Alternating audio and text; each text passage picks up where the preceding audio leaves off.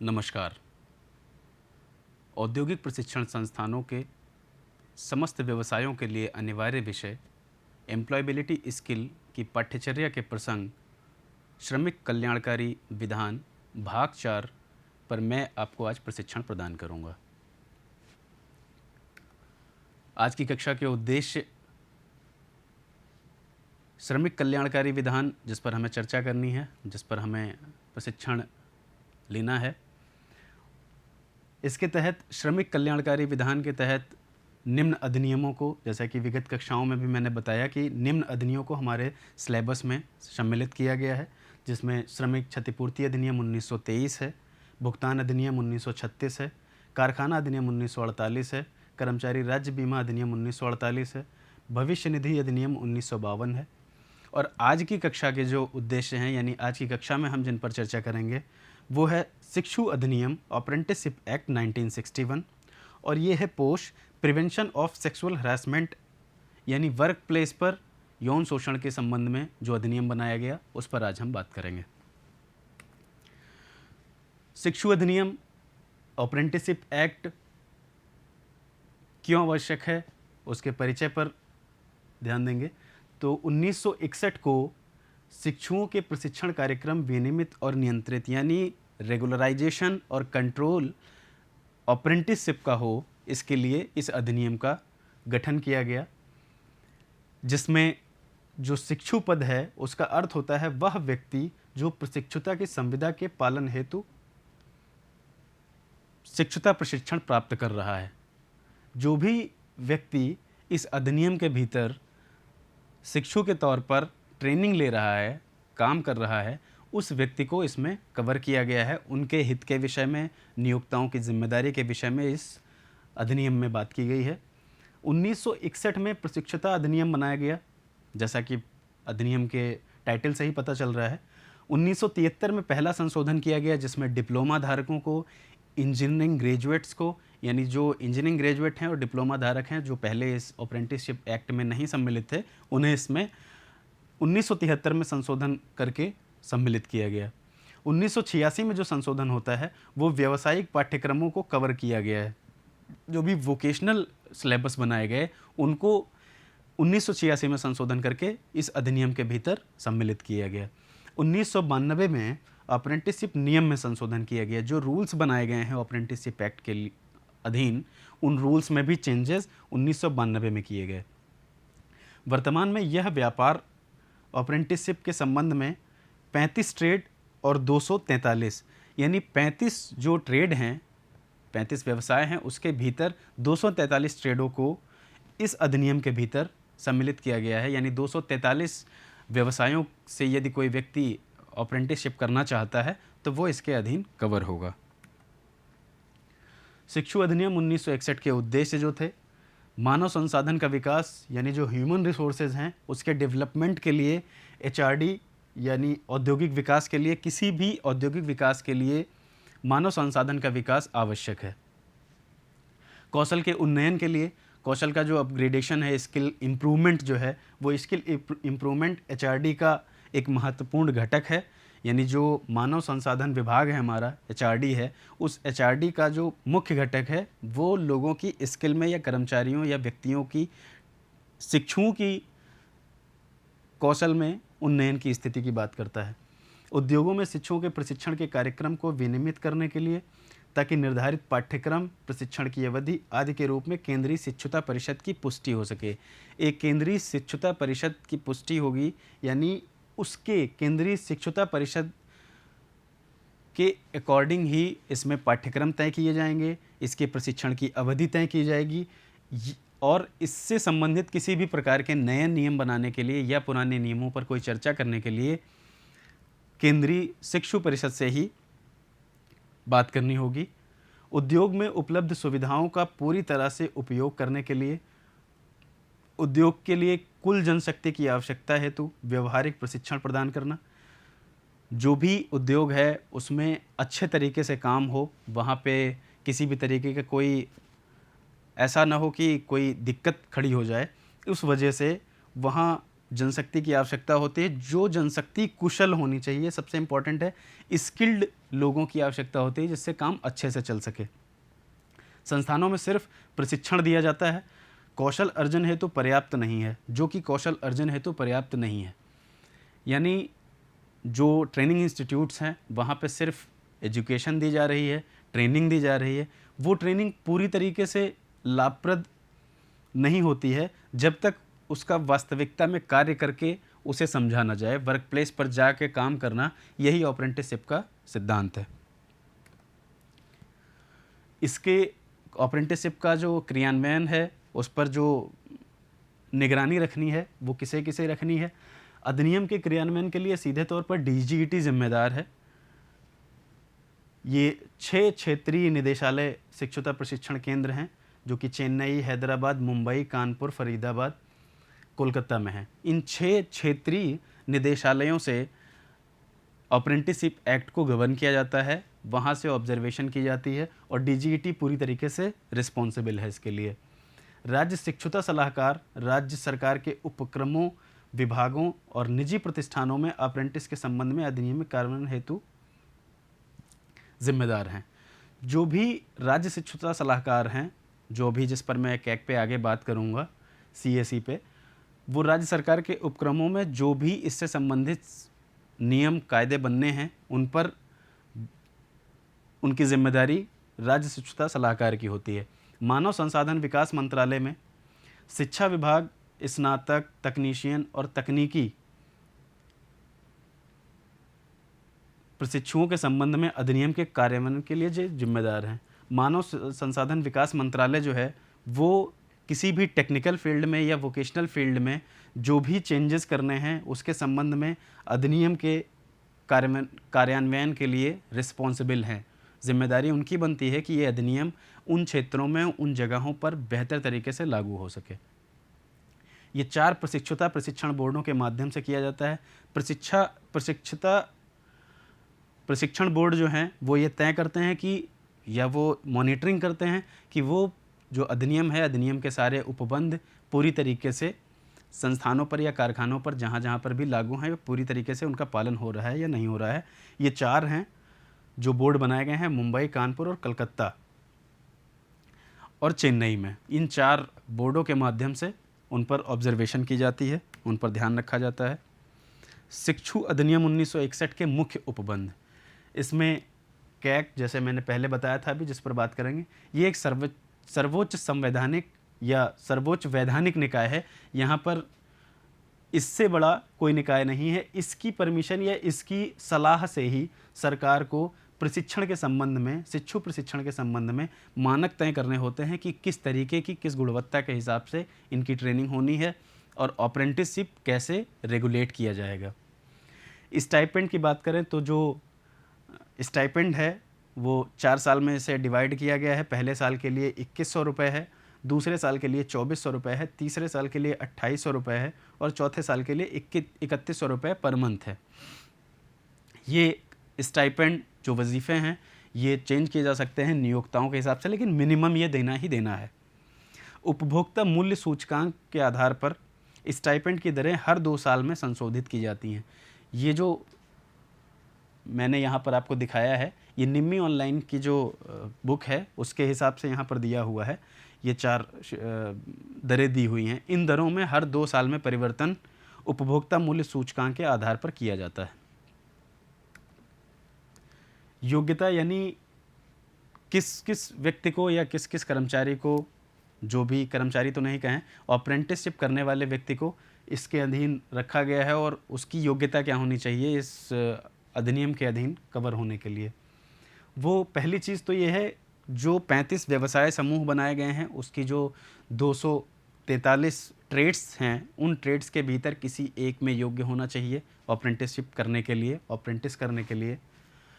योग्यता 8वीं कक्षा से 12वीं कक्षा तक पास होना चाहिए, पहली चीज़। दूसरी चीज़ तो ये, पहली चीज़ 243 ट्रेड, दूसरी चीज़ 8वीं कक्षा से 12वीं पास होना चाहिए या 8वीं से 12वीं तक के बीच में जो भी उसने एजुकेशन की हो वो उसको पास होना चाहिए। 10+2 प्रणाली में कुछ मामलों में बीएससी भी हो सकता है। यदि उसने 10+2 कर रखा है तो उस मामले में बीएससी भी माना जा सकता है। शिक्षु प्रशिक्षण कारीगरों के औद्योगिक प्रशिक्षण संस्थान ITI ITC में आयोजित योजना के साथ जुड़ा हुआ है। जो अप्रेंटिसशिप ट्रेनिंग है वो ITIs और CI ये जो ITCs हैं, जो ट्रेनिंग कंपनीज़ हैं, उनके साथ में भी ये जुड़ा हुआ है। प्रासंगिक ट्रेडों में ITI उत्तीर्ण करने वालों को अप्रेंटिसशिप ट्रेनिंग की जो भी ट्रेड्स इसमें प्रासंगिक हैं, जो दी हुई हैं अधिनियम के भीतर, उन ट्रेड्स से पास करने वाला जो बच्चा है, ITI पास करने वाला बच्चा जो है, उसको इसके अधीन ट्रेनिंग की अनुमति है, जिसमें न्यूनतम आयु 14 वर्ष है।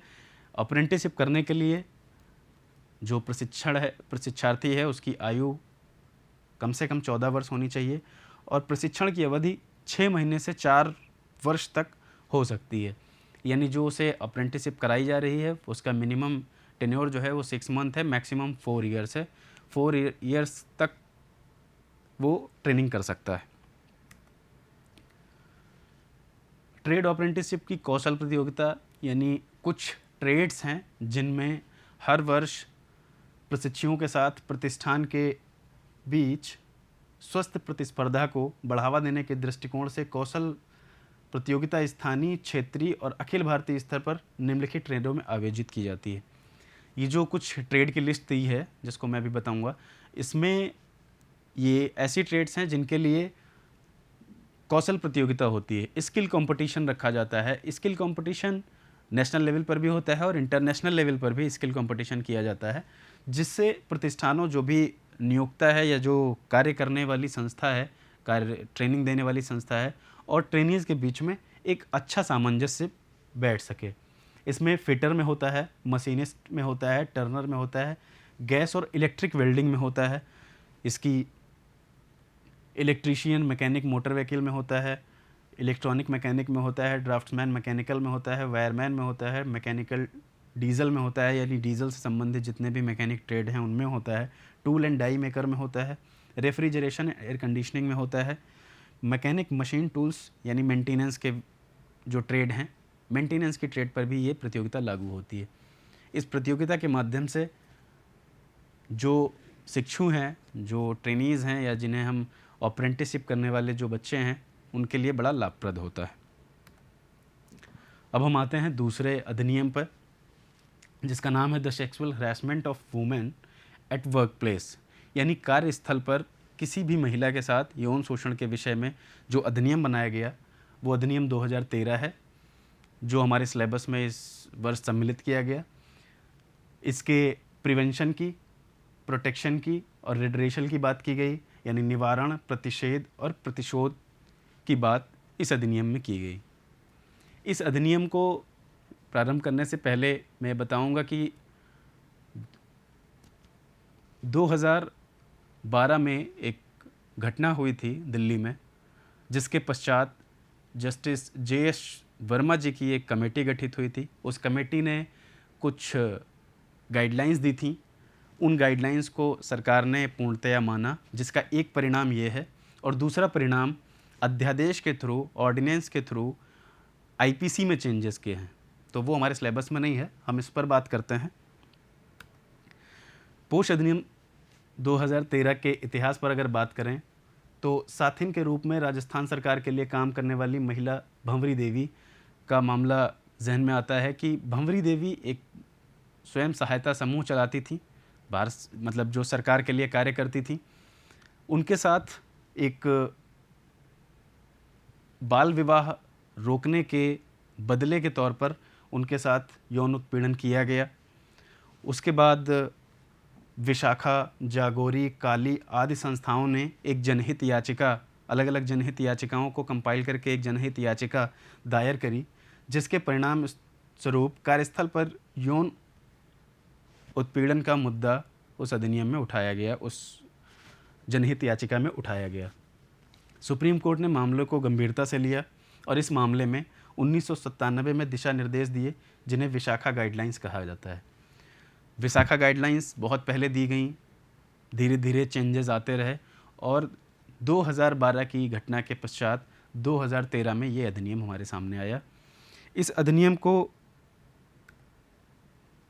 विशाखा गाइडलाइंस में जो भी चीज़ें मिली वो ये था कि यौन उत्पीड़न को परिभाषित किया गया, यानी यौन उत्पीड़न होगा क्या वो परिभाषित किया गया। कामकाजी महिला के प्रति सरकार और नियोक्ता यानी मालिक की क्या जिम्मेदारियां हैं, जो नियोक्ता है, कार्यालय अध्यक्ष है, उसकी क्या रिस्पॉन्सिबिलिटीज़ हैं वो तय की गई। यौन उत्पीड़न की रोकथाम के लिए उचित उपाय बताए गए, कौन कौन से उपाय हैं जिससे इस तरीके की कोई घटना किसी भी महिला के साथ ना हो, वो उपाय बताए गए। यौन उत्पीड़न के मामले में सुनवाई के लिए हर कार्यस्थल पर समिति बनाने की बात की गई, स्थानीय समिति की भी बात की गई, कार्यस्थल पर आंतरिक समिति की भी बात की गई। जितनी यूनिट्स किसी कार्यस्थल पर संचालित होती हैं उन सारी यूनिट्स में एक एक आंतरिक कार्य समिति की बात की गई। इस पर हम आगे चर्चा करेंगे। इनकी परिभाषाओं में अगर इस अधिनियम की परिभाषा को देखें तो यौन उत्पीड़न धारा 2 में परिभाषित किया गया है, जिसके तहत अवांछित यौन स्वभाव के व्यवहार को परिभाषित किया गया है।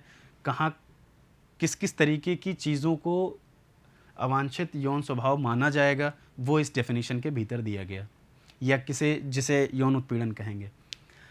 किसी भी महिला को छूना या छूने की कोशिश करना, फिजिकल रिलेशन बनाने या बनाने की मांग करना, डिमांड करना उससे, यौन स्वभाव की तस्वीरें या सामग्री दिखाना, ये आईपीसी में भी पनिशेबल है, लेकिन इस अधिनियम को स्पेशली बनाया गया क्योंकि आईपीसी सारी चीज़ों को कवर नहीं कर पा रही थी। यह कोई भी ऐसा मौखिक अमौखिक सांकेतिक व्यवहार करना जो महिला को पसंद ना हो, ये भी यौन उत्पीड़न में ही कवर किया जाएगा। कार्यस्थल के माहौल को, यानी जो भी ये चीज़ें हैं वो तो यौन शोषण है ही हैं या यौन उत्पीड़न है ही हैं। इस यौन उत्पीड़न को दूसरे तरीके से भी देख सकते हैं, यानी इसका एक अप्रत्यक्ष रूप जो है उस पर अगर चर्चा करें तो कार्यस्थल के माहौल को ऐसा बना देना जिससे काम करना मुश्किल हो जाए। किसी भी महिला को यदि उक्त डिमांड नहीं पूरी होती तो ऐसा परेशान कर देना कि वो महिला फ्रीली काम ना कर सके, उसका जो कार्यस्थल का माहौल है वो उसके लिए थोड़ा टफ हो जाए, तो उस कंडीशन में भी ये धारा लागू होगी। यौन कार्य करने के एवज में महिला को तरक्की देना, ये भी एक प्रत्यक्ष रूप है। भाई किसी के प्रमोशन के लिए उसको इस तरीके की कोई डिमांड करना उससे। यौन स्वीकृति की मांग या अनुरोध ठुकराने पर महिला को रोजगार में नुकसान पहुंचाना, यदि कोई उक्त 5 चीज़ें करने से मना करता है या उस पर कोई अपोज करता है, कोई विरोध जताता है, तो उसको किसी भी प्रकार से रोजगार में नुकसान पहुंचाना या उसका डिमोशन कर देना या फिर उसके प्रमोशन को रोक देना या उसे नौकरी से निकाल देना तक भी बहुत सारी चीज़ें इसमें आ जाती हैं। ये भी इसी का एक पार्ट है। दूसरी परिभाषा है कार्यस्थल की, यानी जो वर्क प्लेस होगा, वर्क प्लेस को भी डिफाइन किया गया है इस अधिनियम की धारा 2 में। सरकारी क्षेत्र का कार्यस्थल है, यानी जो गवर्नमेंट का है वो तो पूरा लागू है, वहाँ पर ये पूरा अधिनियम लागू है। निजी क्षेत्र का कोई कार्यस्थल है वो भी कार्यस्थल ही माना जाएगा। अस्पताल या नर्सिंग होम, हॉस्पिटल और नर्सिंग होम भी इसी के अंदर आएंगे। खेल की संस्थाएं, स्टेडियम की प्रतियोगिता स्थल, जो भी कंपटीशन की फील्ड्स हैं, जगहें हैं, मैदान है, वहाँ पर भी ये लागू होगा। किसी का घर भी कार्यस्थल कहलाएगा अगर वहाँ घरेलू श्रमिक कार्य करते हैं, यानी जो हमारे घर पे घरेलू श्रमिक कार्य करते हैं उस पॉइंट ऑफ व्यू से हमारा घर भी कार्यस्थल है इस अधिनियम की परिभाषा के अकॉर्डिंग। असंगठित क्षेत्र का कार्यस्थल, जो असंगठित क्षेत्र हैं उनके भी कार्यस्थल इसी के अधीन हैं। काम करने की जगह केवल 4 दीवारी तक सिमटी नहीं होती। अगर कोई कर्मचारी किसी भी जगह पर काम करने के सिलसिले में या काम करने के दौरान जाता है वह भी कार्यस्थल के अंतर्गत आएगा, जैसे कि यातायात के साधन में काम करने के लिए सफ़र करना। यानी यदि कोई व्यक्ति ट्रैवल कर रहा है किसी साधन से, किसी यातायात के साधन से वो ट्रैवल करता है, तो उस ट्रैवल करने की जो मंशा है उसकी काम करने के पॉइंट ऑफ व्यू से है, तो वो साधन भी, वो यातायात का साधन भी इस कार्यस्थल की परिभाषा के भीतर माना जाएगा। यानी कोई भी ऐसी जगह नहीं बचती है कार्य करने वाले व्यक्ति के लिए, कार्य करने वाली महिला के लिए, जहाँ पर वो अपने आप को असुरक्षित महसूस करे। तीसरी परिभाषा है पीड़ित महिला। पीड़ित कौन होगा? पहली कंडीशन ये है कि पीड़ित सिर्फ महिला होगी। इस अधिनियम में सिर्फ महिलाओं के लिए प्रावधान है। पीड़ित सिर्फ महिला होगी, केवल महिला हो सकती है पीड़ित। किसी कार्यस्थल पर बतौर कर्मचारी नियुक्त की गई हो, कोई कार्यस्थल है जिस पर उसे कर्मचारी के तौर पर नियुक्त किया गया हो। कर्मचारी ना हो, कार्यस्थल पर बगैर तनख्वाह काम करती हो। कर्मचारी भले ही ना हो, वो तनख्वाह के बिना भी काम कर रही हो, वो सब ठीक है, लेकिन अगर वो कार्यस्थल पर काम कर रही है तो वो इस अधिनियम के अंदर कवर होगी। घरेलू श्रमिक, जो घर पे काम करती हैं महिलाएं, वो भी इसके अंदर सम्मिलित हैं। काम करने के बाद मजदूरी मिले यह भी ज़रूरी नहीं है। वे महिलाएं जिनसे पूरे समय दिन के 8 घंटे या कुछ घंटे के लिए काम लिया जाता है, यानी कोई ज़रूरी नहीं है कि उनसे पूरा दिन काम लिया जाए, कोई ज़रूरी नहीं है कि उन्हें तनख्वाह दी जा रही हो, वो किसी भी तरीके का काम कर रही हों, स्वेच्छा से कर रही हों, बिना वेतन के कर रही हों, वो सारी महिलाएं इस अधिनियम के अंदर कवर्ड होंगी। नियोक्ता जो है, जो उन्हें अपॉइंट करता है, उसको धारा 3(6) में बताया गया है, जो व्यक्ति कार्यस्थल की व्यवस्था, निरीक्षण और नियंत्रण के लिए जिम्मेदार है। ऐसा कोई भी व्यक्ति जो किसी भी कार्यस्थल पर उसकी व्यवस्था और उसके नियंत्रण के लिए रिस्पॉन्सिबल है, रिस्पॉन्सिबिलिटी उसकी रहती है, तो वो व्यक्ति नियोक्ता माना जाएगा इस अधिनियम के अनुसार। ठेके के कार्य के लिए यदि किसी ठेकेदार के थ्रू कोई महिला कार्य कर रही है, तो वो जो ठेकेदार है, वो ठेकेदार भी नियोक्ता ही माना जाएगा इस अधिनियम के अनुसार। इस अधिनियम में जो शिकायतकर्ता को अधिकार मिले हुए हैं वो ये हैं कि शिकायतकर्ता जो महिला है उसके साथ हमदर्दी का रवैया रहे। ऐसा ना हो कि जो कमेटी है, जो इंटरनल कमेटी बनाई जाती है, उसका भी रवैया और वहाँ के स्टाफ का भी रवैया, वहाँ के लोगों का भी रवैया हमदर्दी का रहना चाहिए उसके साथ। प्रतिवादी के जवाब की कॉपी शिकायतकर्ता महिला को देनी चाहिए, यानी जो प्रतिवादी है उसने जो जवाब दिया है, जो रिस्पॉन्ड किया है, उसकी एक कॉपी पीड़ित महिला को देनी है, यानी शिकायतकर्ता को देनी है। वो पीड़ित महिला भी हो सकती है या उसके अलावा भी कोई हो सकता है, लेकिन शिकायतकर्ता को एक कॉपी दी जाएगी। ये शिकायतकर्ता का अधिकार है। तीसरा अधिकार है, जीवन इतिहास की जांच नहीं की जाएगी। यदि किसी का बैकग्राउंड अच्छा है, बुरा है, इस पर किसी तरीके की कोई चर्चा, इस पर किसी तरीके का कोई बात नहीं होगा इस अधिनियम के अंदर। ये भी एक शिकायतकर्ता का अधिकार है कि उसके इतिहास को खंगाला नहीं जाएगा, उसके इतिहास पर कोई आक्षेप नहीं किया जाएगा। शिकायत दायर करने की वजह से शिकायतकर्ता को नौकरी खतरे में नहीं पड़नी चाहिए, यानी शिकायत कर दिया यदि किसी महिला ने, तो उस महिला की नौकरी पर इस तरीके की कोई आंच नहीं आनी चाहिए कि आपने ऐसी शिकायत कर दी, इसकी वजह से ये नौकरी जा रही है आपकी, ऐसा कुछ नहीं होना चाहिए। महिला जैसे पहले काम कर रही थी वैसे ही इस शिकायत के पश्चात भी काम करेगी।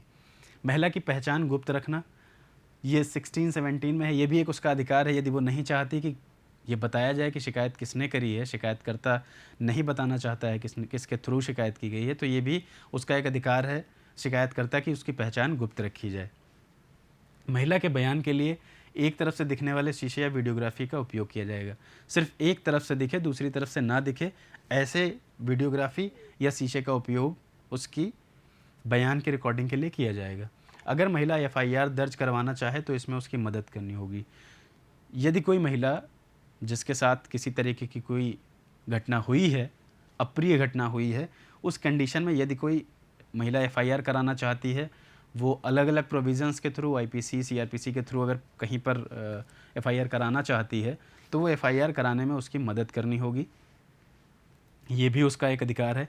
महिला द्वारा कोर्ट या ट्रिब्यूनल में अपील करना, जो भी उसे इस अधिनियम के अंदर रिलीफ मिली है, उसके अलावा वो किसी अन्य कोर्ट में या उस पर भी किसी कोर्ट में, किसी ट्रिब्यूनल में अपील कर सकती है। ये धारा 18 उसे अधिकार देता है। नियोक्ता के दायित्व, नियोक्ता के क्या दायित्व हैं, यानी जो व्यक्ति ऐसी महिला जो इस अधिनियम के अंदर कवर्ड होती है, वो महिला जिस नियोक्ता के अधीन काम करती है, उस नियोक्ता के क्या दायित्व हैं, उसे क्या क्या करना होगा कार्यस्थल पर, उसके विषय में है। कार्य करने लायक एक सुरक्षित वातावरण देना होगा। पहली चीज़ तो ये है कि नियोक्ता की पहली रिस्पॉन्सिबिलिटी है कि जो उसका परिक्षेत्र है, उस परिक्षेत्र में काम करना है, उस परिक्षेत्र को सुरक्षित रखा जाए। आंतरिक शिकायत समिति का नाम, जो आंतरिक शिकायत समिति बनेगी, जो कमेटी बनेगी, उसका नाम, पता और दंडात्मक प्रावधानों को डिस्प्ले बोर्ड पर लिखा होना चाहिए, प्रदर्शित होना चाहिए। सभी कर्मचारियों को जागरूक करने के पॉइंट ऑफ व्यू से यौन शोषण से संबंधित वर्कशॉप अरेंज करनी चाहिए उसे, जिन वर्कशॉप के माध्यम से व्यक्तियों को संवेदनशील बनाया जा सके।